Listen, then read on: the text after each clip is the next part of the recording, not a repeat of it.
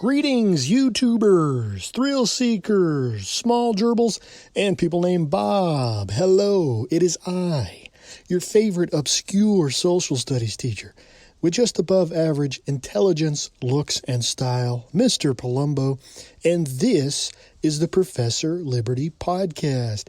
Thanks for tuning in, folks.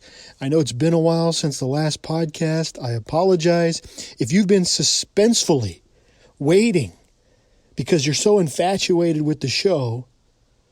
Is there anyone out there like that? I apologize. Life has come at me in many different ways, as I know you guys as well, with young children and jobs and other things going on. But I did want to squeeze in one last episode for 2022, as 2023 is right around the corner. If you'd like to email the show, the email is professorliberty1776@gmail.com. That's professorliberty1776@gmail.com. Send me your thoughts, your words, your deeds, your questions, your comments, your concerns, your ideas, your innuendos, your innovations, whatever. One more time for the students in the back on their phones. That's professorliberty1776@gmail.com. You can also reach out to me via Facebook Messenger, which many of you do. That seems to be the preferred mode of contacting me. And I get lots of ideas for shows from our conversations. Well, as 2022 comes to an end, like many of you, I've been forced into retrospection.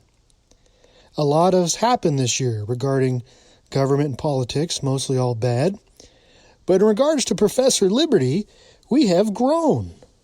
So just like the government growing, which is bad, us growing is a good thing. We've launched ProfessorLiberty.com. Please go check that out. On the website, you'll find the podcast episodes. You'll find the Proclaiming Liberty blog. We have a new logo, and we're in the process of trademarking and perhaps even incorporating. Facebook page is growing by leaps and bounds, and I must say, and I mean this sincerely, we've got some amazing followers over there on the Facebook page. I don't know how many listen to the podcast, but just some really intriguing and smart and decent people. Now, of course, you get the occasional miserable leftist troll whose only desire is to spread misery. As they say, misery loves company. And so they're there just to make life difficult. And, it's funny because they have the laughing emoji response. Well, what is that? The laughing emoji response. That'll show them. Let me give you a scenario. It goes something like this. I post something on political theory or something that has a center-right bend, and the more popular response is something like, "You're the stupidest person. You don't even know what you're talking about." Now, I get that one a lot. You don't even know what you're talking about. Okay, that could be true. I might not know what I'm talking about. Pretty sure I know what I'm talking about, but I might not. So I'll try, if I choose to respond, sometimes I don't. I'll say, well, where am I wrong? Show me where I'm wrong. And then their response, laughing emoji. I can almost hear them in their minds. Ha! I'll show them my superiority. I don't need a solid retort. I just need the laughing emoji. This kind of prompted a post I did a couple, maybe last week or something, where, people literally can't explain to you why they believe something past the second or third question. They just believe things. And then as you try to have a discussion, if you even get past the third question, they just blow up.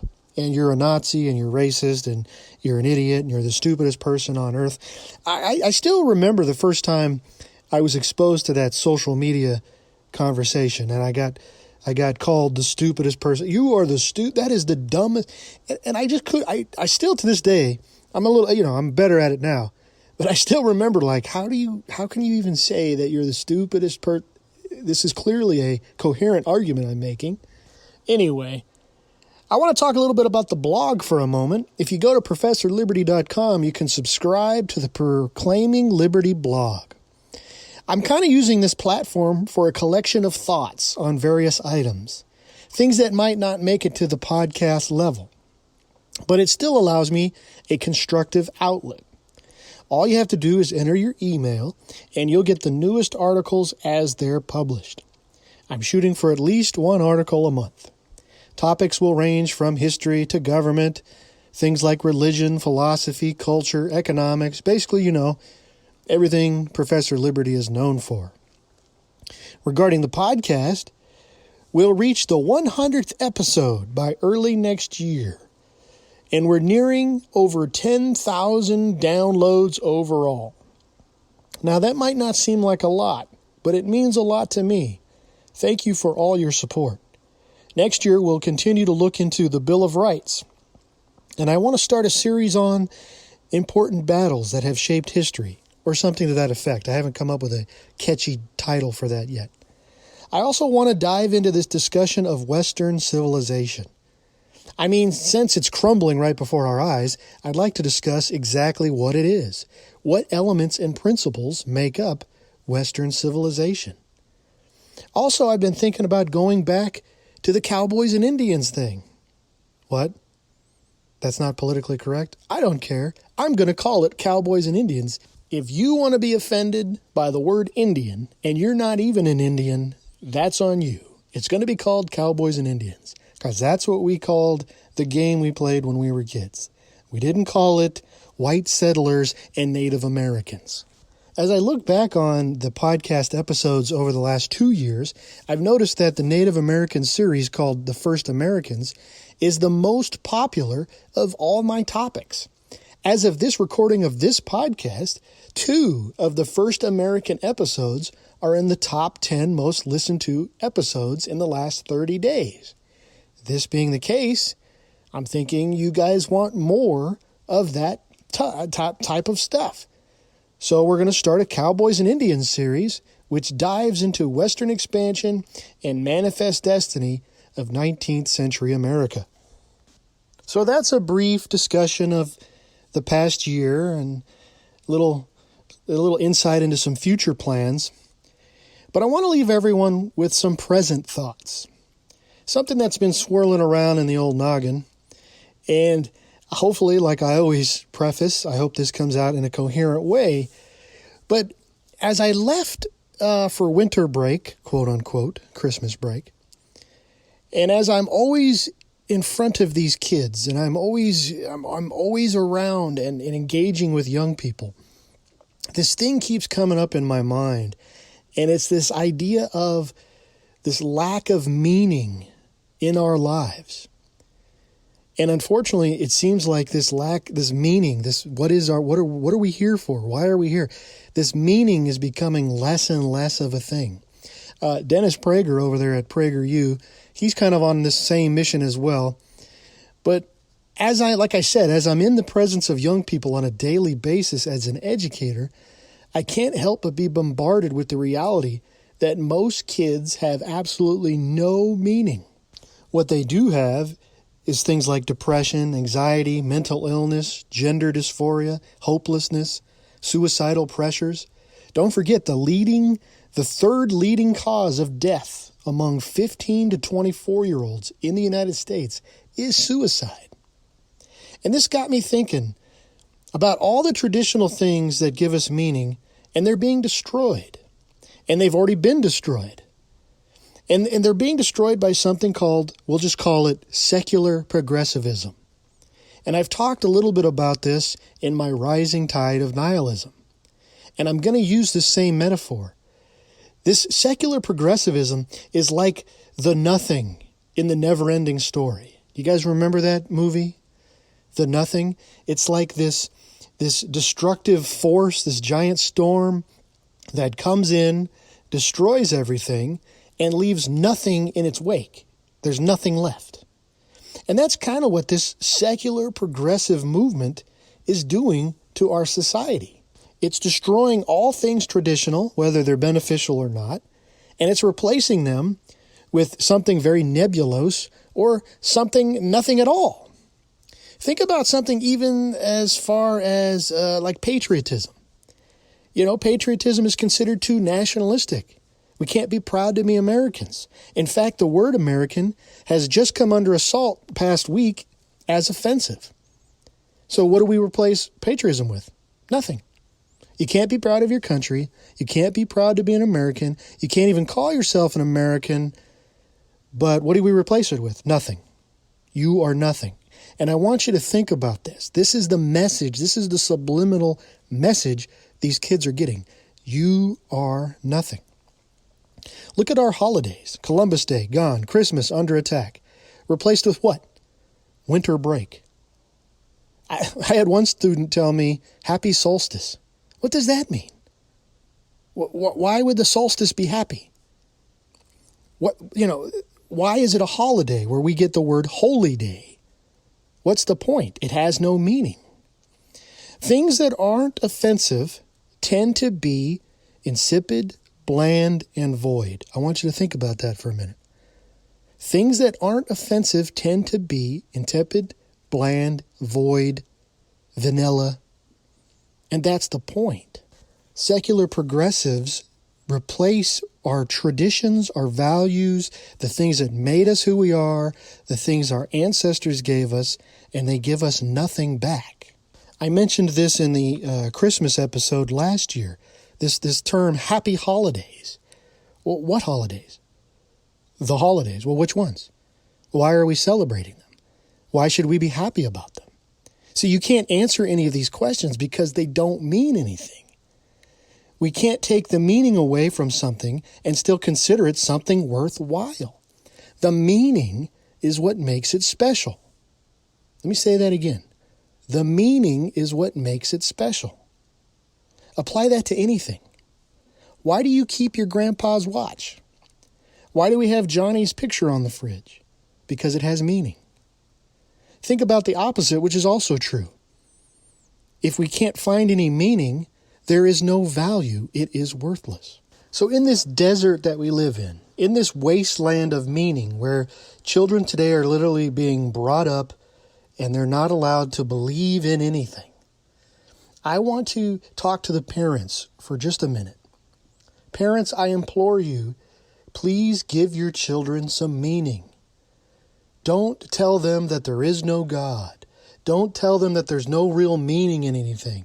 Don't tell them that they're cosmic accidents, especially when they're young. Simply say you don't know, or allow for the possibility of those things. Why tell your young child there is no greater meaning or purpose when they're not even able to process that? Heck, most adults can't process that. Why do you think we have suicides? Mr. Palumbo, I don't believe in God. So, Mr. Palumbo, if I don't believe in God, why would I tell my kids these lies, these fanciful stories, Mr. Palumbo, these fairy tales? Isn't that wrong? I don't want to lie to my children. So you want to make me tell my kids these fanciful stories to make them feel better. That's terrible advice, Mr. Palumbo. What I'm saying is that this life can be cruel, dark, and often miserable. And young people need hope. They need heroes. They need reassurance. And so many times our kids come to us with these deep questions. And because we have our own baggage, we give them nothing. We give them no tools. We give them no foundation upon which to build. No foundation, no solid structure. The winds come, the storm comes, it crashes down. And this is what we're seeing. Young people with no coping skills. We don't leave our 5-year-old alone in the house and say, oh, well, just figure it out, son. We don't do that, do we? But that's what we're doing in a sense when we're not engaging our kids and instilling values, our parents' values, our ancestors' values. And that's another problem with parents today, which I don't think is intentional, but it's something I call autopilot parenting or passive parenting. I'll get into that more next year. But I don't think it's intentional, but I think too many parents have kids and then just live life. They don't have the talks. School will teach them what they need to know. The church will teach them what they need to know. The TV will teach them what they need to know. And then when they're 16, they come to you and they're gender confused and they want to mutilate themselves, and you're like, well, what happened? What happened was you were on autopilot for the first 16 years of your child's life. Parenting, we need to get off our butts, and we need to get into the fight. We need full contact parenting, not autopilot parenting. You know, parenting, and I'll leave you guys with this. Parenting is a lot like tending a garden. Think about it. If you tend a garden regularly, if you water it, prune, weed, fertilize on a regular basis, the work is constant but easy. However, if you forget about the garden, it becomes unmanageable. Plants die. Weeds and ugly invasive plants take over. Vines are everywhere, like that Jumanji. Remember Robin Williams' Jumanji, the poisonous carnivorous flowers? Just kidding. But you get my point. You can try to go in now at this point with a machete and a backhoe and try to salvage the garden. It's going to be a lot of work, painstaking work. Many of the fruit-bearing plants are going to perish.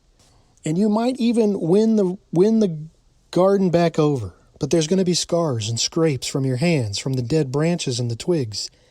And you'll be cursing under your breath, maybe even out loud, wishing you had taken care of the garden sooner and with more intention. And this is what it's like parenting, guys. We have to be ahead of these things. There's a lot of evil forces out there that wish to consume your children, and it's already happening. When I see them as an educator, it's almost too late by the time they get to me. So if you have a young child, you have to step up and start being an active parent. Well, I don't know what to do. You know what to do. You know right from wrong. You know things that are right. Do you want your child to be responsible?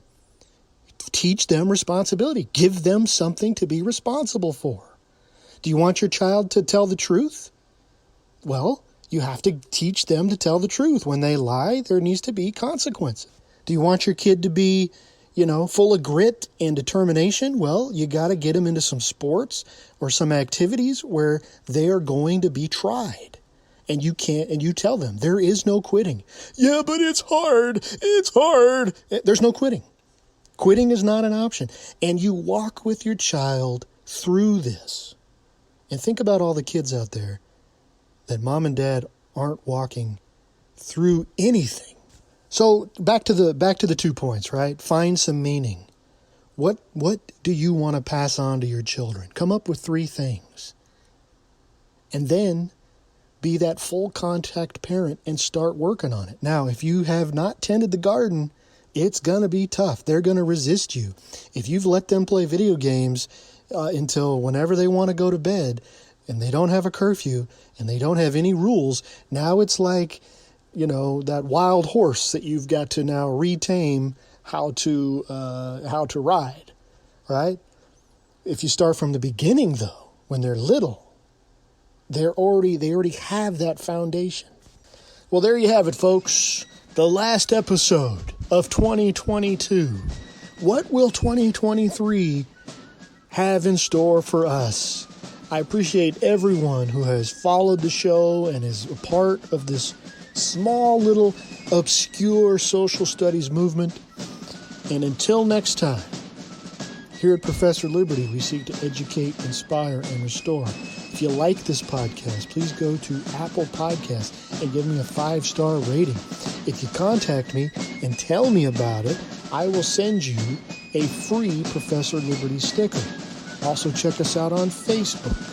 Check us out on ProfessorLiberty.com, the new website. Until next time, go throughout the land and proclaim liberty.